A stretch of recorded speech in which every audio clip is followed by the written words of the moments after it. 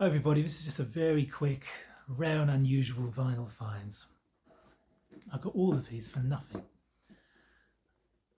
This is for Sun Records Rocking Years box set, 1986. Sort of thing you'd probably miss in a pile of box sets, you know. A lovely thing. It's quite a rare thing now. I mean, people pay 100 quid for it, you know.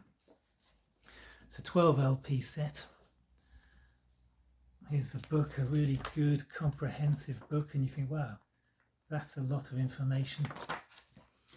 You've got a lot of artists in here, but what is really good is there's a lot of unusual artists. And on the back, there's even more information. Just a fantastic thing.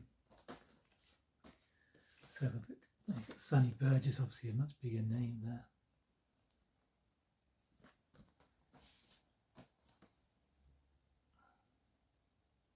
I'm not going to show, I'll just show a few. They're completely different to the normal names. Obviously you've got Carl Perkins here. But yeah, just wonderful. Look at that, those names and the information and everything. It's just top quality. I can see why people pay up for that. It's a really good way to get so much stuff you're never going to find on single. Anyway, what was interesting about this box set, if that wasn't interesting enough to a few of you who love that kind of stuff, is what was inside it. There are a few Beatles singles. So Why I Hear You Cry. But amongst them was also this Beatles single. This is the very first Fan Club flexi disc from 1963. And it hasn't got a torn bottom, it's just a flap, you see. There's a stapled flap at the top and bottom. Plays at 33.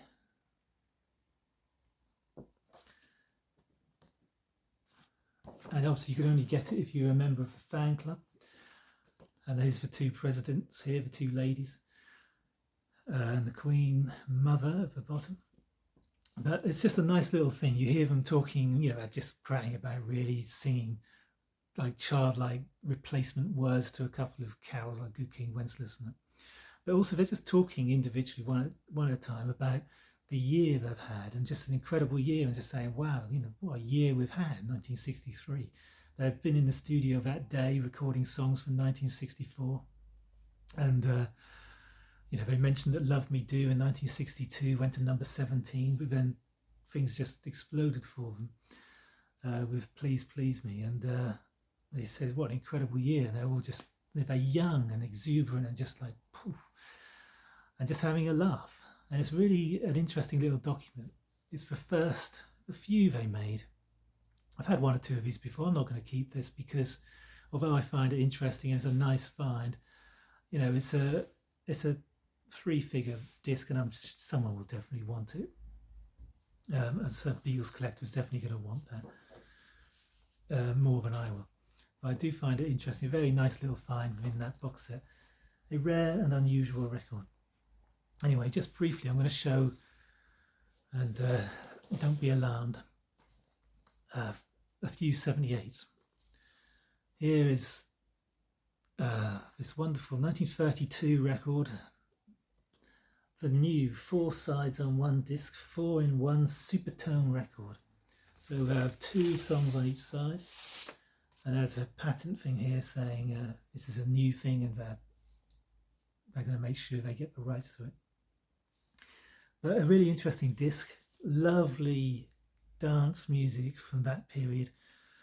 Two artists, on one side Ray Starita and the Ambassadors, and on the other side you've got Sidney Raymond and his Commanders. Lovely dance stuff, those beautiful vocal refrains and that classic 1930s kind of lilting tunes and melodies. Top quality, every single track. I love this stuff. I love this stuff. You know, it's the sort of stuff that Fred Astaire and Ginger Rogers were dancing to, the Irving Berlin numbers, that kind of thing. Beautiful, beautiful stuff. The music of that time is just amazing. Here's a very unusual disc. This is an Australian disc. I've never seen an Australian 78 over here before. And there's the label on Parlophone. Now these are two Maori singers. You got Anna Hato, and Dean Waratini. Big names amongst the collectors of Maori music, which is actually has quite a collectible market for it. But I've never seen one. These are Australian 78 there. Lovely sound, not the kind of music I think is going to appeal to anyone, particularly nowadays. It really is quite unusual. Beautiful voices, but very distinct and of its time. But yeah, an unusual record. And just look at that label. There's also a New Zealand label I'm just showing briefly. Look, a silvery label, Tanza. It's a Dinner for One, Please James by Jack Langford with the Crombie Murdoch Trio. This is recorded by Astor Recording Studios in Auckland, very famous company, of course, and G. Whittaker's on the other side by the Stardusters, who I believe backed Jack Langford up on other recordings. Anyway, just an unusual 78. There are a couple more on this label as well in the collection. Here's one I've never seen before. I'm just briefly rushing through this because it's probably boring you.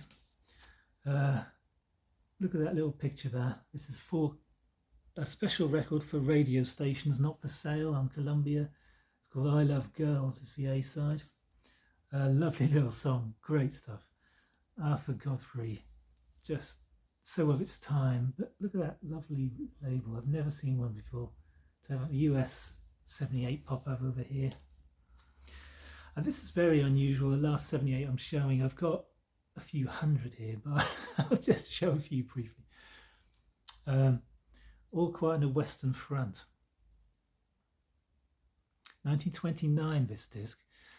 The story, All Quiet on the Western Front, the novel, the great anti-war novel, came out in 1929, written by Erich Maria Remarque, a German, and from a German perspective, but obviously a universal tale.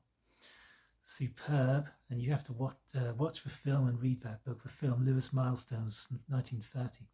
I was hoping, I thought, oh, is this going to be an extract from the film? Is this going to be someone reading something from the book? Is this going to be the author himself? No, this is a weird record. It probably came out after the book, 1929 though. It's unlikely that the novel is still the title from this or from anywhere else, but maybe it was floating around in the ether and it was a phrase that was used and he adopted it, I don't know. But this is a weird record. Beginning of side one, you've got some unusual music. You've even got drill, left, right, marching, some bizarre stuff, some more music and some strange tunes. And on the other side, you've got music opening, and plus there's a section where a man is speaking and talking about the lost and what they gave, and in such a way, in such an eloquent way. I've never heard anyone talk like it before. Really unusual, and it ends in the last post very fittingly. 1929, I've said it before, 1930 were the years where people started, after 10 years or so after the war, after they'd come out of World War I, plus the epidemic, the flu epidemic for the following year. It took 10 years almost to assimilate all that they'd gone through, and then the creativity came out, and then, like Robert Graves' goodbye to all that, and Edmund Blunt and all these different people dealt with it. And that itself is maybe another example of that. Very unusual, but I'm really glad to have that disc, however weird it is. Anyway, finally, just briefly, because this is running on, an unusual record for people in the UK. It's a 45.